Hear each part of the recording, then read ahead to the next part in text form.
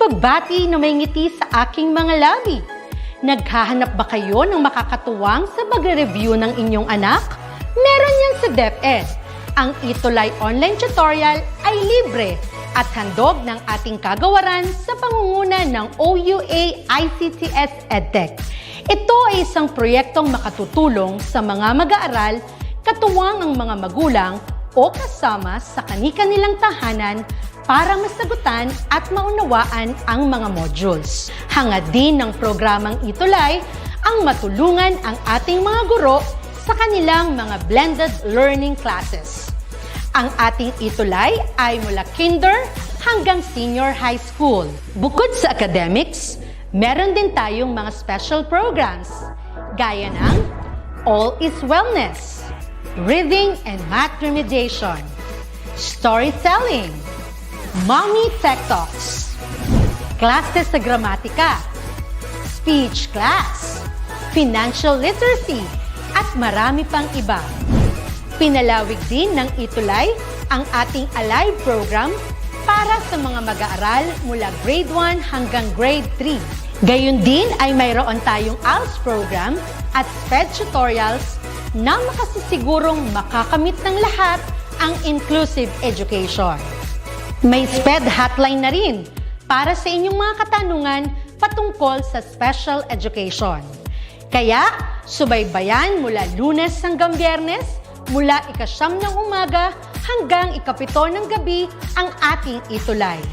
Sa ating pagtutulungan, maiaangat natin ang bawat isa. Ating itutulay ang pagkatuto upang di mapigil ang pag-aaral ng kabataang Pilipino. Itulay natin ito, sulong edukalidad.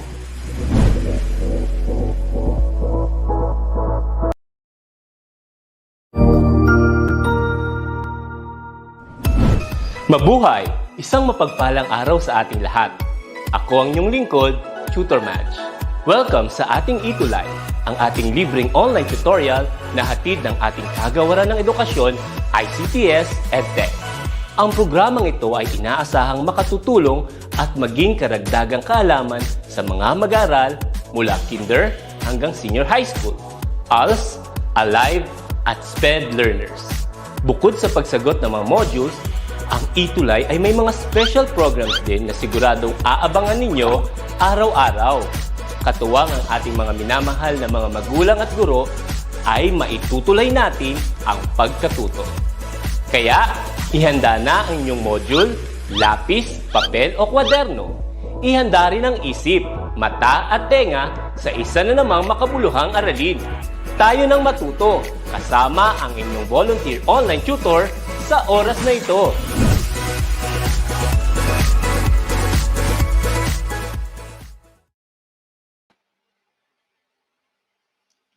Hello! A blessed Tuesday to all and welcome to our Health Optimizing Physical Education 3 ETUlay online tutorial. And students, we are now already in quarter 2 and it's week 1. Okay? So I hope you are all safe, okay, and in best condition, in good health. Again, magandang umaga po sa ating mga parents, teachers, and especially sa ating mga grade 12 students. Muli, ako po ang inyong lingkod, si Tutor Shen. Magandang umaga. And makakasama po natin sa mga susunod na araw si Tutor Badet. And we will help you and guide you understand more the lesson and the activities set for this subject. So, students, please remember our Hope 3 schedule. Ating itutulay ang pagkatuto sa Hope 3. It will be every Tuesday from 11 o'clock to 12 o'clock noon. So, antabay po tayo and makiisa. And you can also like and share. You can see there on our screen the following Facebook pages like DepEd EdTech Unit, DepEd Tayo. Okay, you can share that so that the other grade 12 students, your classmates, and also some of your friends na grade 12 din po at may subject ng Hope 3. You can share this following pages or even ang ating mga YouTube channel like DepEd Philippines, DepEd EdTech, and DepEd TV. So don't forget to subscribe and also to share para mas marami ang maka-access okay ng ating ETUlay online tutorial for Hope 3. Okay, so again, let me welcome and greet our participants for today. So let me have here, good morning kay Amira Abisinia. And also kay Chloe Amber Bacani. Hi! So even though we have some other participants from other grade levels, you are welcome. But this Hope 3 is usually for grade 12 students. But other grade levels, you are welcome so that you can also learn. Okay, maaring advance lang. But then we appreciate your participation and your engagement for this session today. Also, let me also greet um, si Noyakuba. Hello po sa mga taga um, Don Juan Elementary School. Okay, kay John Marcus Bautista. Okay, from Calamba City, Laguna. Magandang umaga po sa mga taga Laguna. Also kay Chelo Quinones Pasana, kay Russell Bren Columba Tumamo. Hello din sa'yo. Stacy Love Duquesa, good morning. We also have there Lalaine Kalantok. Magandang umaga po. Okay, kay Yash Aaron Sebastian from Newtown, Pampanga High School. Okay, magandang umaga po muli sa ating mga participants and today is another hopeful of learning for health optimizing physical education 3. So I hope every one of you are ready. And again, we are going to continue our topic about dance.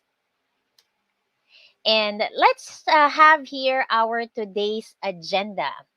Okay, so today we are going to talk about, and you will learn about safety protocol, how we can observe safety protocol to avoid dehydration, overexertion. We also hypothermia and hyperthermia in the participation of moderate to vigorous physical activity. Now, let me have there our quote of the day by Walt Disney. If you can dream it, you can do it. So, ano po ba ang mga dream ninyo? Okay. And also, for example, what could be also your goal in attaining or at least achieving your fitness goal? Okay. So, I believe, no, if we hold on kung ano man yung goals natin, yung mga objectives natin na sa mga gagawin natin or our dream, no, if we hold on to that and we are doing our best to be able to achieve that despite na may mga challenges or may mga negative situations that will arise sa way natin, no, we believe that we can do it. Okay, so we just have to believe in ourselves. Okay, and also we are doing our best to really achieve those dreams and our goals. Nothing is impossible. And also, we are going to highlight what could be the specific topic, okay, about a topic related to dance, and it will be contemporary dance. I know, marami sa ating mga viewers, okay, medyo mas nakaka-relate, okay, with our contemporary dances, the dance of today, okay. So, yan po ang ating magiging topic for this session. And and let me have this essential question muna, no? Okay. So, How can one benefit from recognizing the safety protocols during the moderate, vigorous physical activity participation? Now, you can screenshot on that. You can also give, so that you can give further your idea, yeah, the further explanation with this essential question. Now, ito yung pinaka highlight natin later on. I hope everybody of you could be able to answer how paano tayo makaka-benefit, no, as we recognize yung mga dapat nating isalang-alang, those safety protocols, kapag tayo ay magpa-participate sa mga activities wherein it could be in the intensity of moderate, or it can be vigorous. Okay, so you may take a screenshot, or if you have your pen and your notebook with you, you can write down this question, and eventually, please, I hope you could be able to answer these questions. Okay? Ayan. So, ayan po sa ating mga grade 12 students. Okay, so I hope you're able to take note of these questions. And then let's proceed. Let's have a short review, no? Let's just have a recap with our previous lesson, since we are already in quarter 2. So ano po ba yung mga napag-usapan natin last quarter 1? So you can write down sa ating comment section what were the topic that you were able to um, to learn for this um, session. Okay? Yes. Can you type in sa ating comment section? Okay? All right. So, and could you still remember the week 1? Okay, that is correct. So we were able to talk about and deal with the health-related fitness component. That's correct. So if you could still remember, we have different components, okay? Such as, for example, the flexibility, muscular endurance. Yeah, we also have the muscular strength. Okay, that is correct. Okay, and also the body composition. So we were able to identify, no, what are those health-related fitness component. Okay, and you were able to do such health-related fitness tests so that you could gauge, or you could know ano na po ba ang health-related fitness status ninyo. Okay. And then also the diet and nutrition, we were able to deal about that. Okay. Aside from that, after knowing your health related fitness, the assessment of your health related fitness test, okay, yes, that's correct. We were able naman to discuss on the different principles. Okay, so we have there the principles of physical activity and the FITT principles. Okay, as we learn about that, okay, since we already know yung mga weaknesses natin sa ating health-related fitness, no, you were able to make your own fitness plan, your fitness program, okay, where you were able to apply yung frequency, intensity, time, and then type to be able to improve those weaknesses in when it comes to your health related fitness component. And also, after that naman, you were able to engage naman sa mga moderate and vigorous physical activities. Following, syempre, yung mga personalized fitness plan ninyo. And also, with that, no, at least you were able to learn different dances, or other dance related activities wherein it can engage you sa mga moderate and vigorous physical activities. And then sa atin namang lesson for lesson 4 naman, we were able to discuss yung mga physiological indicators. Yes, that's correct. Yan, yung mga heart rate, yung RPE ninyo, yung pacing, and as well as what could be the essence of knowing those or analyzing those physiological indicators. Paano siya nakakatulong as we engage sa mga different moderate and vigorous physical activities. Ayan. Yes, that's right, students. So you were able to Yan yung mga napag-aralan natin for quarter 1. So, I hope you're excited for our quarter 2, week 1 lesson. Okay. And let's have here our discussion. So specifically, let me read to you what could be the objectives of our week 1, quarter 2. So first, we have to identify what could be the dance related injury because of its causes and symptoms. Okay. Meron po ba sa ating mga viewers, you were able to experience some injuries? You can type in sa ating comment section what could be some common injuries, okay, that you were able to experience. Okay? Alright, so yung iba sabi ay um, may sprain. Okay, yes. Okay, so somehow may mga idea na po, no?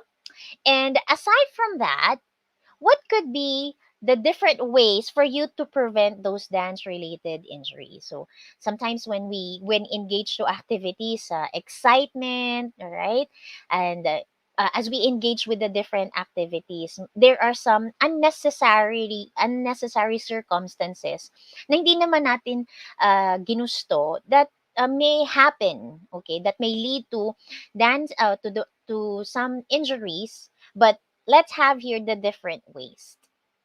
And then lastly, I hope you could recognize, okay, everybody would recognize the importance of safety protocols during the moderate vigorous physical activity participation. So that kapag mas maluwag na and we can have some dance activities, okay, ito na yung mga dapat nating i-consider so that we can prevent, okay, if not eliminate yung mga dance-related injuries.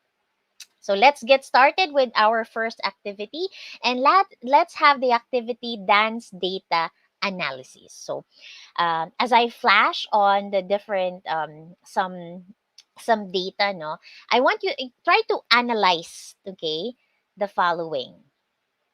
So let's get started. Now, you can see here a study, okay, it is about increase in dance-related injuries among children and adolescents in the US. Okay, so please look at the data, try to analyze, okay, and ano po ang napansin ninyo sa data natin? Can you please type in sa ating comment section, what do you notice, my dear grade 12 students? Okay? It's about, yeah, yung mga dancers were in. Okay, that is right. So these are some, this is a data, okay, about dancers who were treated, okay, in U.S. emergency departments, wherein they were able to, yes, they were able to experience some dance related injuries. So as you can see here in our data, no, there is an increase in dance related injuries from the period from 1991 to 2007. Okay? And it's stated there that there are 113 dancers, so ages from 3 to 19, okay, that were treated because of a dance related injuries. Okay? So bakit kaya? So you would analyze, no, what could be the reason? Bakit there is an increase in the number of students who experience these dance-related injuries? Okay, is it because um, they don't know such safety protocols? Okay, all right. So yung iba naman sinasabi, no, maaaring yan, they are not flexible, sabi ni Seidel Hernandez. Kumbaga sa lack of flexibility or yan, balance when it comes to performing such dances. So they were able to experience such dance related injuries. And let's have now another data. Students try to analyze. Okay, so you can see there already such some common injuries. And saan yung percentage wherein most common ang injury na ito? Okay, that is correct.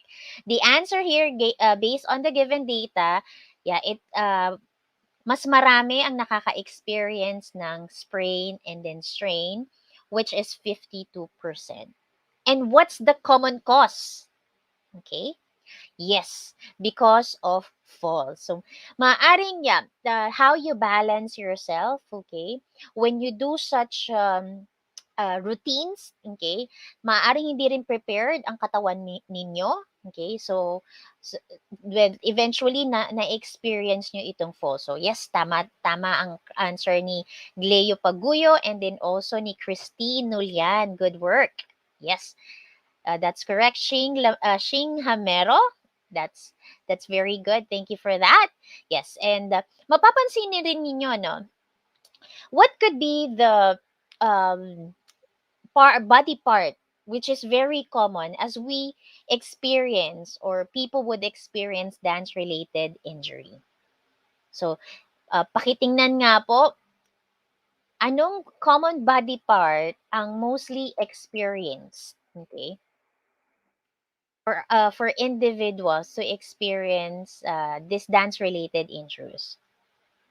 Okay, yes, that's right. Okay, ang tamang sagot we have there ang inyong lower extremity. So you can already see from your knee, your ankle, your feet. Okay, so mas common siya. Unlike sa upper extremities natin when you're with our shoulder, with our arms, okay, mas common ang lower extremities natin. Well, in fact, because when we move, all right, so different movements, mas nagagamit talaga, no, yung knees, yung ankle, and your feet. Okay, sinasabayan lang din kasi ng ating mga upper extremities. But yes, that's correct. So lower extremities, okay, it can those are the common body part, okay, that individuals experience. Okay, sabi ni Cecilia Foliero, yeah, from waist to down. Okay, that's right. And let's have here naman yung age naman. Okay. What could be the age of injured dancers? So, if you can see sa ating screen, so we have their ages from what? We have their 3 to 5 years old. Okay. May 15 to 19, 6 to 10, and then 11 to 14. Will it be the kids, ang ating mga teenagers, o ang ating mga young adults? Sino sa kanila? Correct, yes. Mostly, ito yung mga nasa ages 15 to 19. So, nasa mga almost young adults na natin, no? Almost and then our young adults. Bakit kaya? Why not the kids, okay, or from the ages 6 to 10? What do you think could be the reason? Wherein somehow they know their strengths and weaknesses, okay? They were able to adjust for some dances or for some physical activities. What could be your opinion? Bakit kaya? Okay, this might the reason might be with this particular age, no, yung engagement when it comes to mga complicated steps, okay, complicated routines. Yes, that's right. Okay, yeah, very good, Wani Francisco Daya. Yes, you were able to get the correct answer. Yes, 41% for 15 to 19 years old. Yeah. So complicated steps, okay? And yung somehow you know already yourself, your body as you move and groove, but then on with probably the excitement, okay? With your curiosity, being adventure to try such complicated steps, no?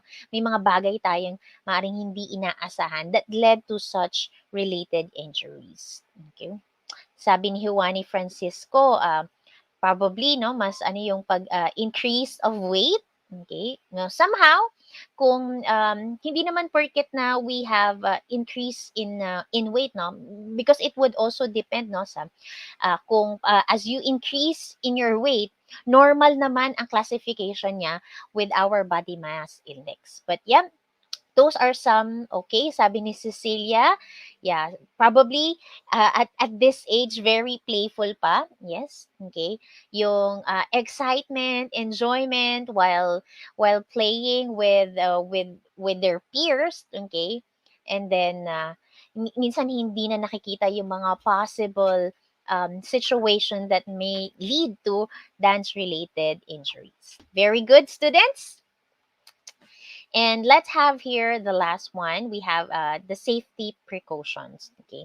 So as we were able to identify based on the following data that there are increasing number of dancers or students or learners that were able to experience such dance related injuries. Okay. Na maaari at posibleng mangyari ang mga ganitong scenario. But then on, we just have to remember those safety precautions that we have to consider. Okay, so this is according to um, sports medicine dance injury prevention program at Nationwide Children's Hospital. Okay, so also they were able itong sports medicine experts at Nationwide Children's Hospital, wherein they were able to offer such sports specific injury prevention program. So they were able to introduce a program wherein students and learners could uh, could prevent such injuries. So makikita natin, no?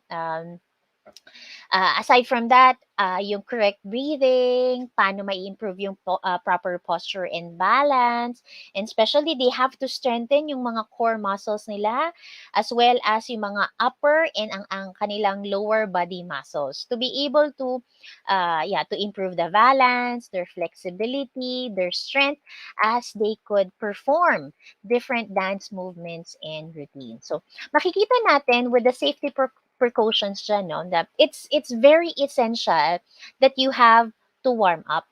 Okay?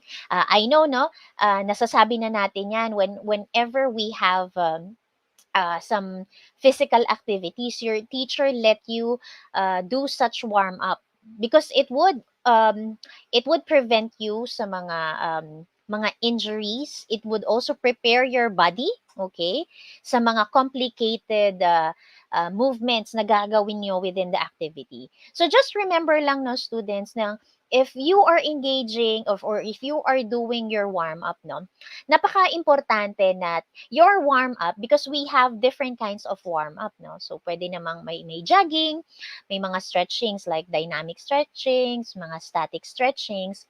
But then on, we have to consider, okay, yung warm up natin, it should also be aligned, okay, with our activity. Okay, kung ito naman ay for ang pinaka-activity natin is more of cardio, if it's cardio, okay, we can start with warm up na it could also prepare us yung ating lung and ang ating heart, okay?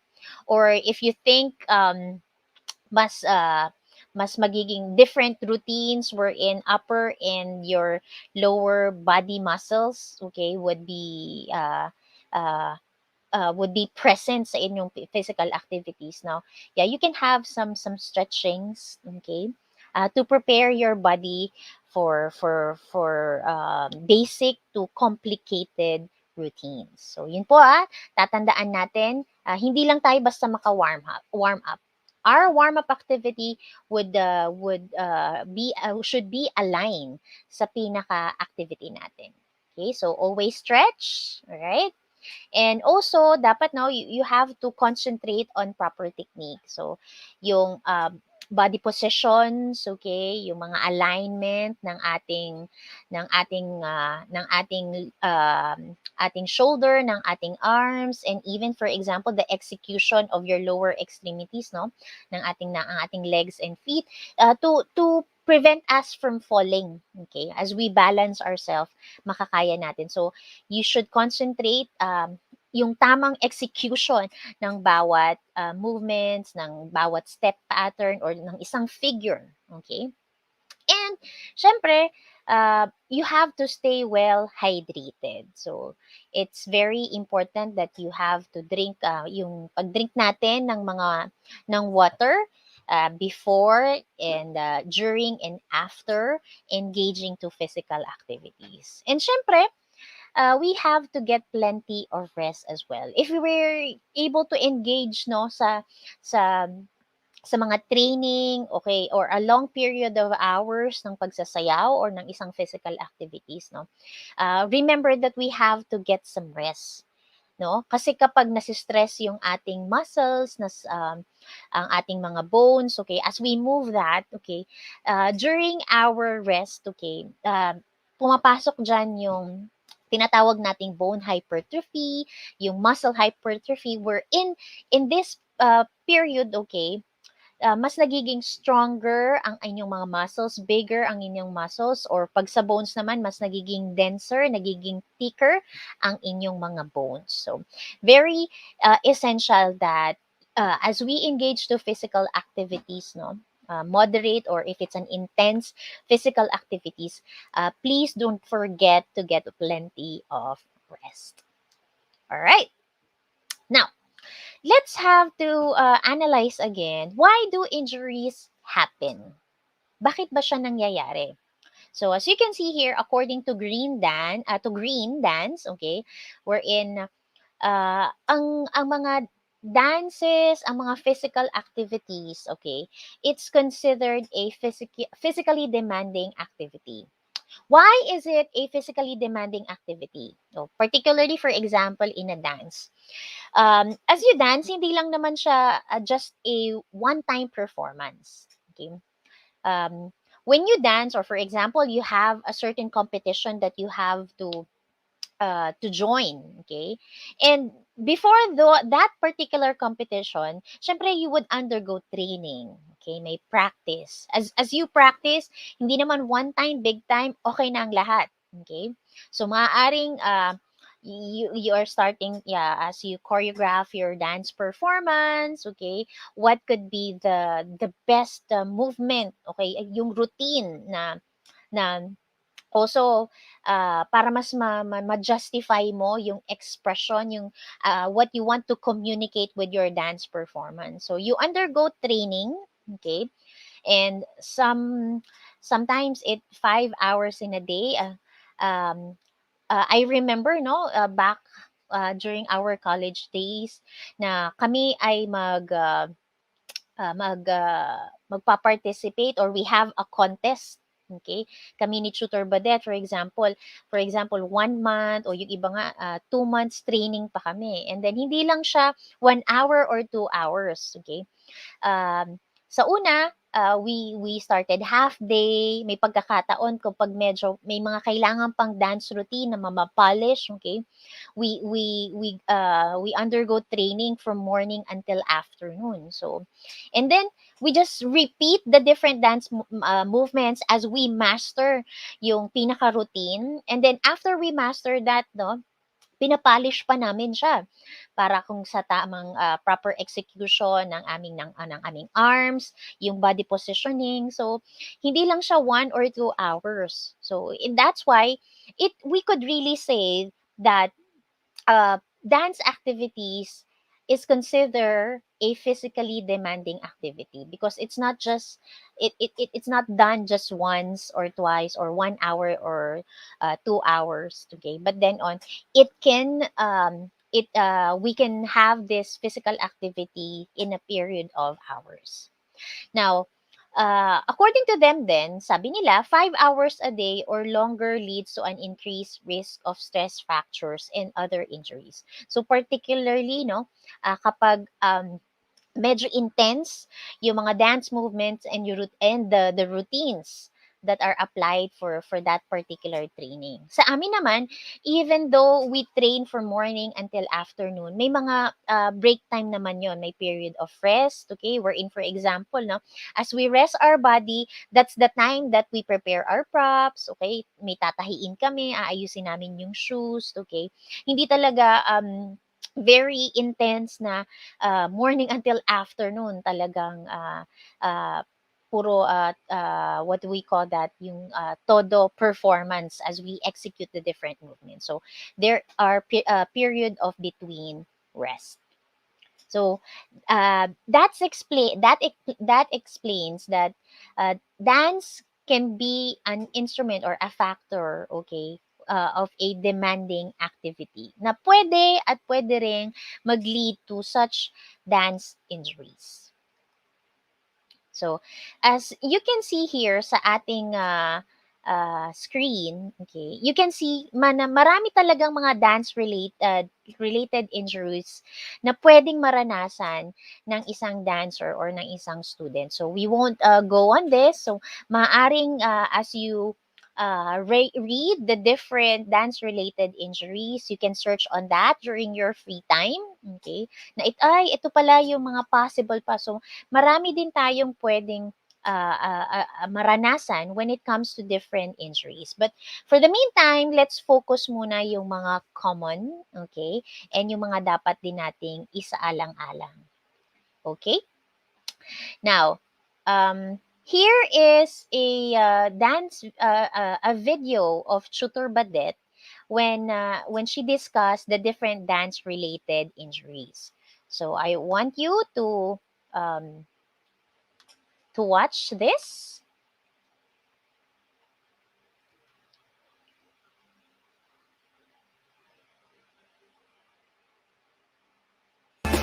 Well-loved teacher, well-loved teacher, well-loved teacher, Teacher Badet. For today, we're going to have Health Optimizing Physical Education 3, which is all about dance. Correct. So for this particular subject, we will be dealing about dance.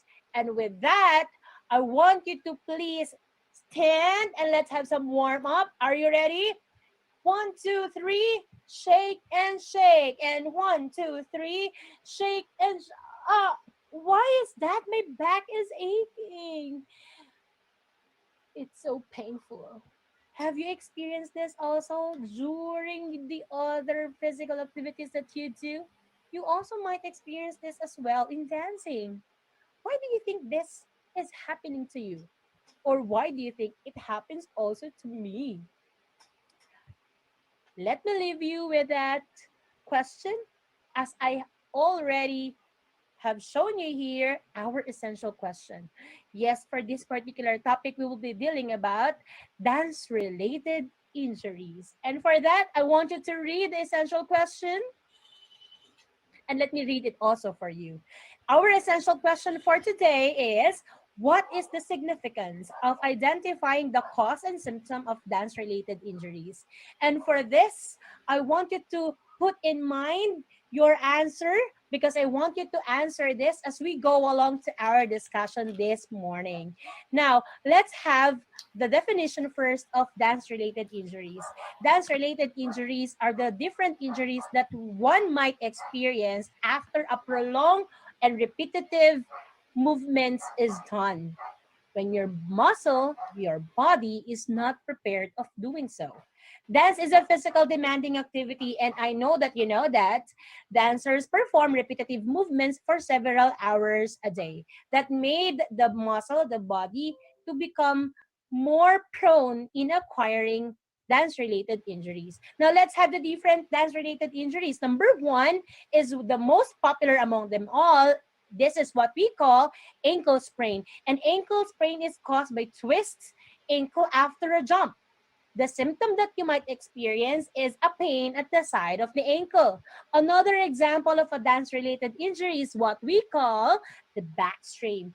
Dance pa more. It's the reason why I have shown you that, because you might also experience the back strain. And this is caused by a sudden movement of the trunk.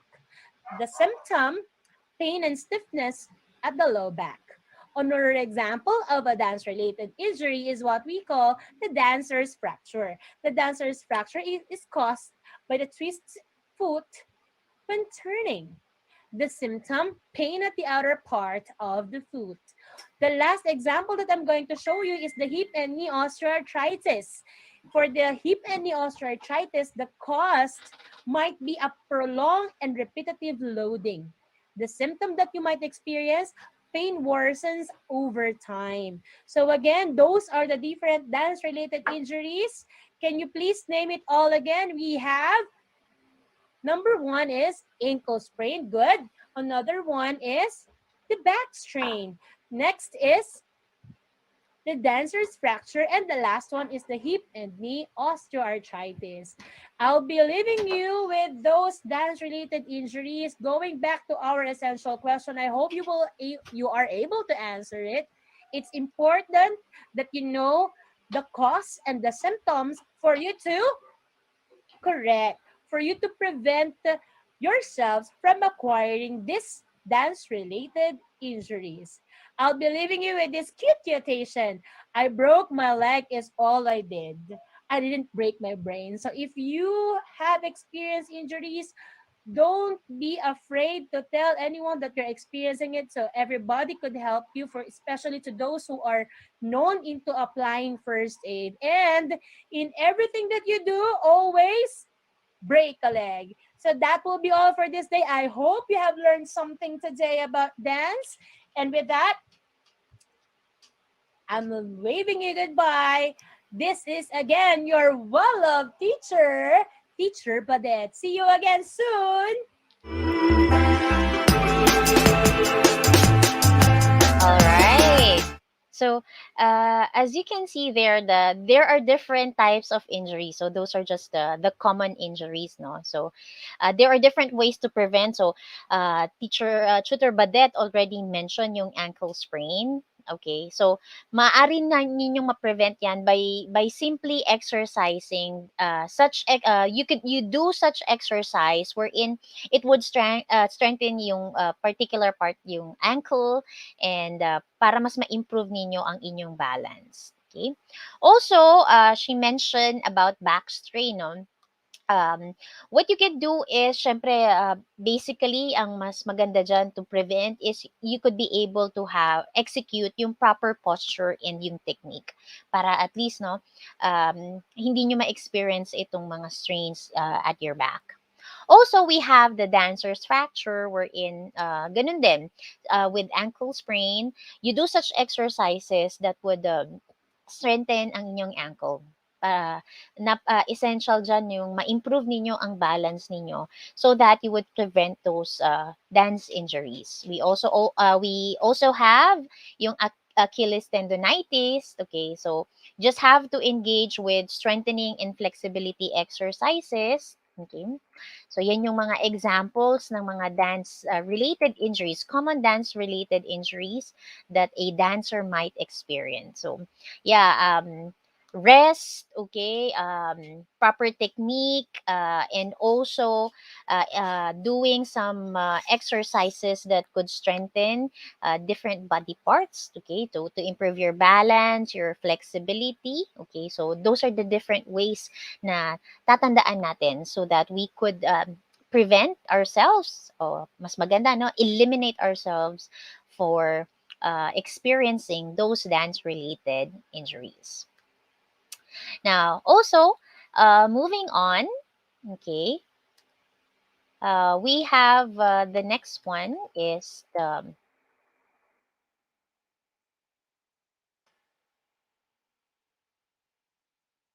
right. Aside from that, after you have after you have learned the different types of injuries, these are also the safety protocols that you have to remember. So first is we have there the dehydration. So as I've mentioned earlier as well, no, kanina na it's very important that we have to stay hydrated. Okay. And again, no, pag sinasabi nating dehydration, okay, when just remember that when you engage to physical activities, no, when you sweat, o kaya when you go to the bathroom to pee, okay, we are losing water inside our body. Okay, so in that way, so it's very important that we have to keep ourselves hydrated. Okay, um, mas okay na kapag tayo ay, kung may iinumin man tayong liquid 'no, it's important, mas maganda if we are using, we are just using water instead of yung mga soft drinks, okay?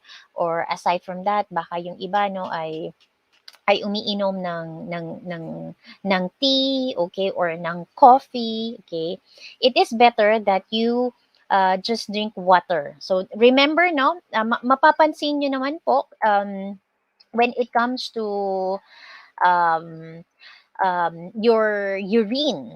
Okay, kapag ano siya, no, kapag parang dark siya, okay, meaning to say you are dehydrated. So dapat mga medyo yellowish lang siya. Okay, so just remember, if dehydration, or to prevent, para ma-prevent natin yan, what you just need to do is you have to add your water intake. Okay, and maaari din you can include in your meals yung mga mga foods wherein high in water siya. So yung mga fruits and vegetables, they are high in water. And also, just to check, you just have to check your routine if you are still hydrated. Okay, so that's for dehydration. Please remember that. And the next one, we have the so-called the hypothermia. As you can see in our picture, no? Now, it's when we talk about hypothermia, kumbaga, it involves an elevated body temperature, okay? Wherein dapat mapapansin natin, no, ang mga symptoms nito, okay? Actually may mga stages siya, no?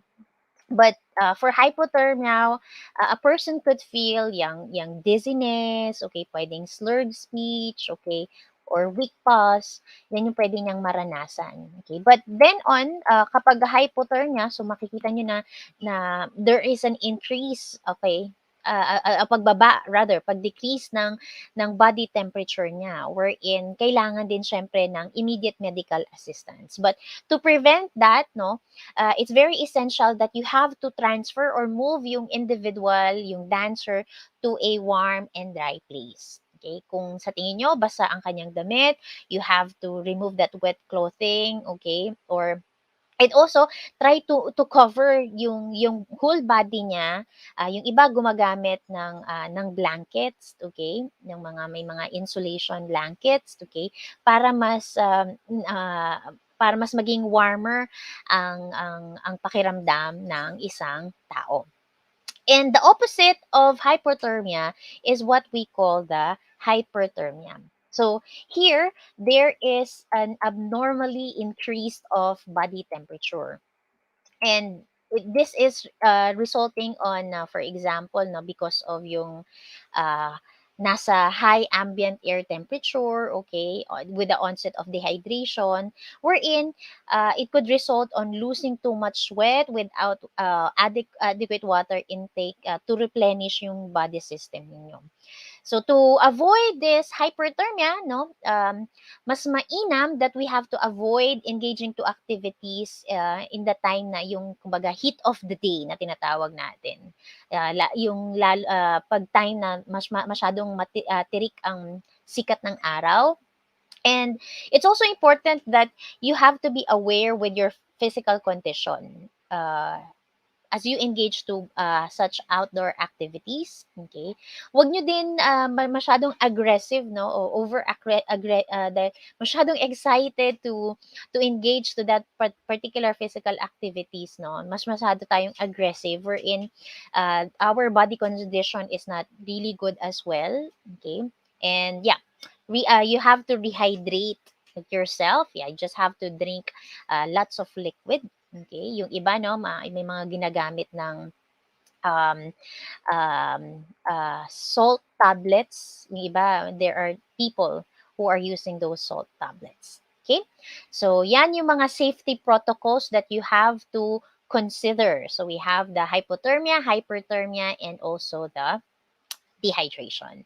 But then aside from that, you can prevent those injuries as well. Okay, wherein if you could follow this activities or the things that you have to consider. So you have their program exercise and training, no?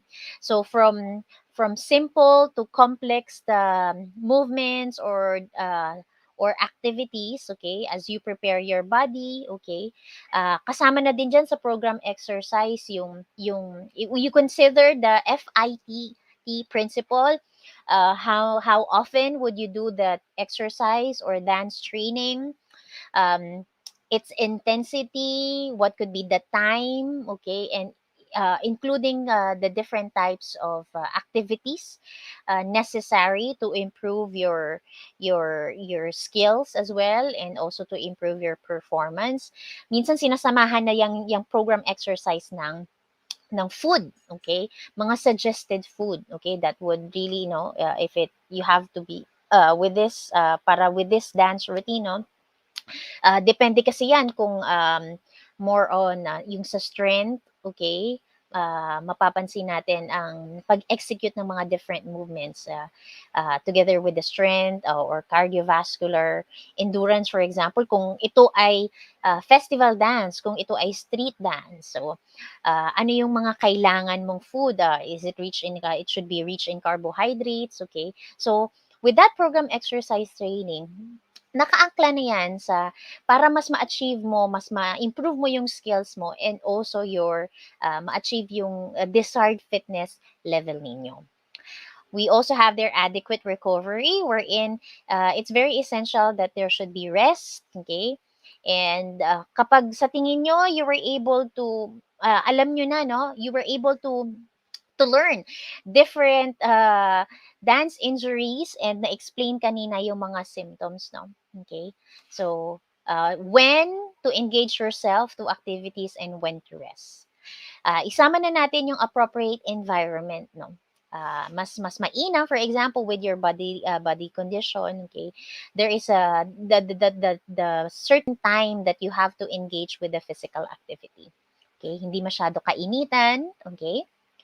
Also, very important yung proper footwear. So, as you move and groove, no, with doing the different routines, no, baka masyadong madulas or inappropriate, okay? Kunyari naka-sleepers or sandals, okay? Or mga dancing shoes na kailangan na dapat, so that you could be able to move. Sometimes if you're not comfortable enough with the footwear you are wearing, no, it also a barrier, a hindrance to execute the movements or the routine well. So, sabi din kanina, yung sinasabi natin, no, proper warm-up and also technique is very essential.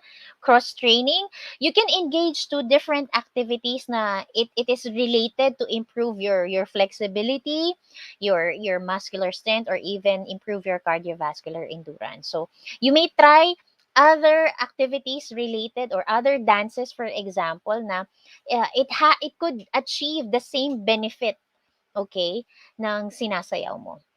And lastly, we have there the early recognition. So we have with the signs and symptoms, if you think may fracture na, okay, or na dislocate na, for example, hindi yung we will force ourselves to continue doing the activity or the dance routine. So take time to rest, okay, to apply kung may first aid treatment, or you treat those particular injuries para very essential si early recognition para hindi na siya magiging it wouldn't lead to a serious injury.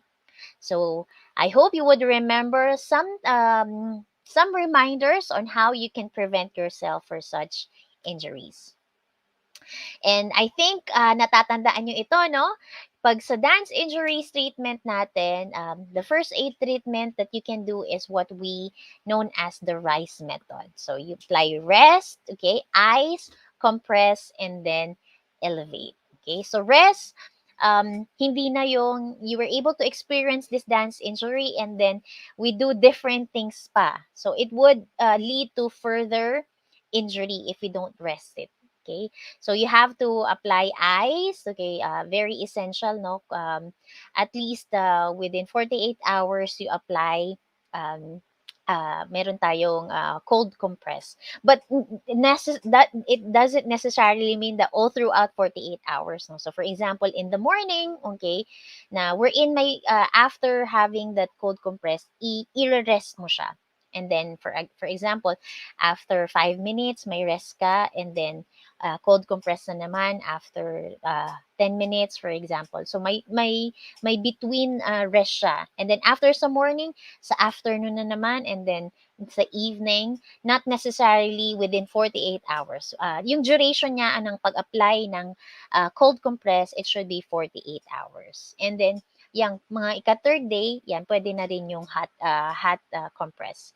Now, compress here, okay, we are using such bandage, okay, para ma-prevent natin.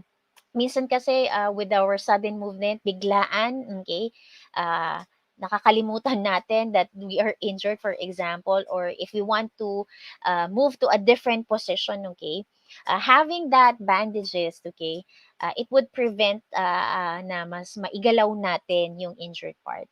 And lastly, we have there the elevate. So it should be above ng ating heart. So those are the things that you have to remember. Pero itong rise natin, please remember sa mga common injuries lang yan. Kapag mga serious injuries ng mga dislocation, okay, mga immediate medical attention na ang kakailanganin yan. All right, so I hope students, it's very clear on that. So here we have here the contemporary dance. It's the dance of the day, okay? Kumbaga, somehow going back to its history, no? Okay, it's a kind of dance wherein hindi naman talaga sinasabi nating rebels the ideals of strict structure of classical ballet because alam naman natin yung discipline when it comes to ballet. But then on with that, no, mas nagkaroon lang ng revolution when it comes to the different dance technique kasi with the kind of discipline na meron sa ballet, no, may mga restrictions that this would just be the posture, okay, this will just be the movement. But then on, because of that, some of the different contemporary dancers, yung mga particularly um, mga mga founder o yung mga pioneers natin ng contemporary dance like Martha Graham, si Isadora Duncan, and Merce Cunningham. Okay, these are people, they're dancers or choreographers that they believe that dancers should have freedom of movement. So they would allow their bodies to freely express yung kanilang innermost feelings. So when we talk about contemporary dance, no, it's an expressive style of dance. Kumbaga, there is a combination of ng mga modern jazz, lyrical, and then classical ballet. So mapapansin natin more of sa jazz, no, it includes different turns, okay, hop, leaps, okay. So yan yung makikita natin common sa mga jazz yung mga jazz techniques. So lyrical, wherein mapapansin natin, it's like somehow the interpretative dances, okay, wherein to freely express their innermost feeling, they would include different movements, okay. So yung mga elements of dance natin, no, now wherein merong as they lie down, as they go down and explore different movements with their routines to freely express their emotions. So it is a contemporary dance characterized ng mga improvisation. So there would be versatility of movements. So as you can see here, okay, ang mga dances natin in the contemporary, if it's contemporary, it can be mixed. Okay, it can mix. So as you can see in the picture, no, different movements. Okay, and pwede rin siya, no, it characterize yung mga theatrical events or stories, okay? So it performs a new creation as they express their feelings, okay? As they perform a certain role with their dance performance. So hindi lang siya na naka sa isang disiplina. So contemporary dance, it's a freestyle kind of dance. And for contemporary dance, so you can also see in the picture, in our video rather, okay, yung movements as they lift their legs, okay, they turn, all right, okay. So as you can see, that's one way to express the emotion and what could be the story behind with their presentation. So just remember, when we talk about contemporary dance, it's the art of today. Okay, it's the dance of today, wherein it includes different or combinations of dances, jazz, modern, classical, ballet, or lyrical, to fully express the dancer's innermost feeling. All right. So that's it for contemporary dance, a short description for contemporary dance. And we have now your take-home activity, okay, wherein you have to check on your physiological factors, okay? So write your name, okay? Please check and get your resting heart rate. Remember, no, it's best to get your resting heart rate early in the morning, wherein wala pang masyadong physical activities, and then try to indicate here if it's a moderate or vigorous activity. Get your maximum heart rate and also your rate of perceived exertion, and what could be your pacing as well. Okay? That's it for today, my dear grade 12 students. I hope you were able to learn the different safety protocols and even the dance-related injuries. Once again, this is Tutor Shen, leaving you with change the habits, change for the better, dance for fitness. So just remember, as you continue improving your fitness level, no, as you engage to dance, please do not forget those prevention, so that you won't be experiencing, or it wouldn't lead to different dance related injuries. Thank you so much. I hope next week magkita-kita po tayong muli as we continue the different topics that we will deal and learn for quarter 2. So once again, this is Tutor Shen, and next time we will be having Tutor Badet with us. So students, why walk when you can dance? So continue doing and engaging physical activities or dance activities, okay? Let's dance for fitness. And please don't forget po, if you have some comments or suggestions, you're very free to message us and give your comments to edtech@deped.gov.ph. For 1 o'clock po, no? At 1 o'clock, 1 p.m., English 1. Okay, so antabay po sa inyong mga kakilala na grade 1 students. Okay, they can have their English 1 tutorial. That's it for today. I hope everybody will continue doing, keep doing what you love, and study hard. Keep safe, everybody. God bless. See you again next week.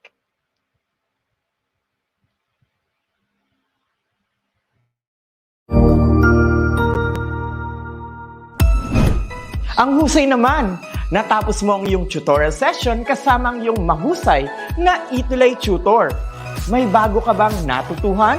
I-share na yan gamit ang hashtag #ETUlayLevelUp.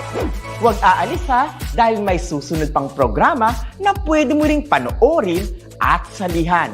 Dahil naghihintay na ang iyong mga tutors. Happy learning dito sa ETUlay!